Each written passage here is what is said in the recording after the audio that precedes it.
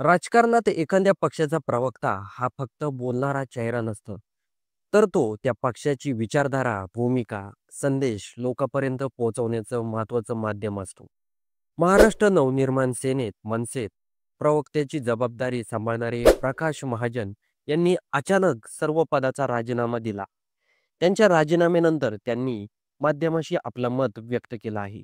त्यांनी राजीनामा का दिला? त्यांना मनसे पक्षामध्ये नाराजी होती का? राजीनाम्याचं आणखी दुसरं काही कारण नाही ना? हेच आजच्या व्हिडिओतून जाणून घेणार आहोत. तर प्रकाश महाजन हे मुळात एक सुस्पष्ट विचार करणारे, थेट बोलणारे आणि प्रभावी संवाद साधणारे व्यक्तिमत्व मानले जातात.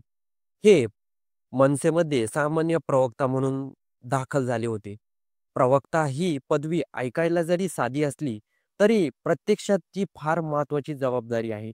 कारण पक्षप्रमुखांचे विचार जनतेपर्यंत पोहोचवणे, माध्यमांच्या प्रश्नांना उत्तर देणे, विरोधकांच्या आरोपांना प्रत्युत्तर देणे आणि पक्षाची बाजू ठामपणे मांडणे, हे सर्व काम प्रवक्त्यावर अवलंबून असतं.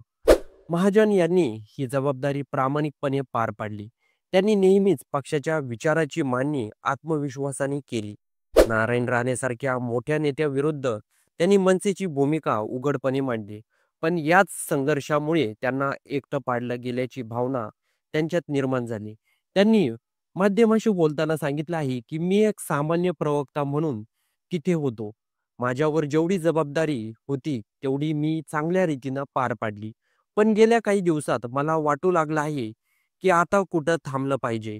म्हणून मी थांबण्याचा निर्णय घेतला. राजकारणात कार्यकर्त्याला जेव्हा वाटतं, की आता आपली गरज उरलेली नाही, तेव्हा तो केवळ पदत्याग नसतो, तर तो आत्मपरीक्षणाचा एक टप्पा असतो. महाजन यांनीही तसंच केलं. महाजन यांच्या प्रवक्त्या वक्तव्यातील सर्वात महत्त्वाचा भाग म्हणजे त्यांनी झालेली उपेक्षा. ते म्हणाले, "अपेक्षा कमी असताना उपेक्षा वाटायला आली. क्षमता असून काम मिळालं नाही. योग्यता असून सन्मान मिळाला नाही.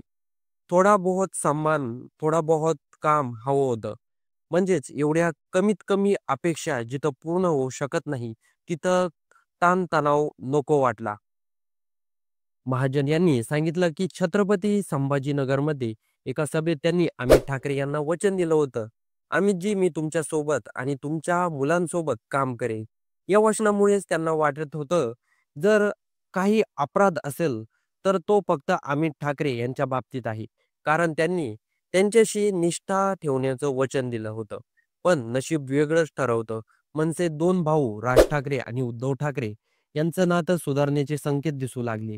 आणि महाजन यांच्या मते आपलं काम संपलं. 11 जुलैनंतर त्यांना प्रकाशन जाणवलं, की पक्षाला आपली गरज उरलेली नाही. त्यांनी 2 महिने वाट पाहिली. साधी-माझी दखलही कोणी घेतली नाही. ही खंत एखाद्या कार्यकर्त्याने नाही, तर प्रत्येक माणसाची आहे. त्याला आपल्या योगदानाची दखल मिळत नाही, असं प्रकाश महाजन यांनी मत व्यक्त केलं आहे. त्यांनी राज ठाकरे यांच्याबद्दलही सूचक वक्तव्य केलं. राज ठाकरे यांच्या बाबतीत एकच म्हणेन, "रस्सी जल गई मगर बल नहीं गया." एखाद्या व्यक्ती मनातून पूर्णपणे काढू शकत नाही, असं राज ठाकरे आहे. यातून स्पष्ट होतं, की राज ठाकरे यांच्याबद्दल त्यांना कुठलाही कटुता नाहीये. तर प्रकाश महाजन आणि मनसे या पक्षाबद्दल तुमचं काही मत असेल, तर कमेंट बॉक्समध्ये नोंदवायला विसरू नका आणि जाता-जाता चॅनलला सबस्क्राईब नक्की करून जा.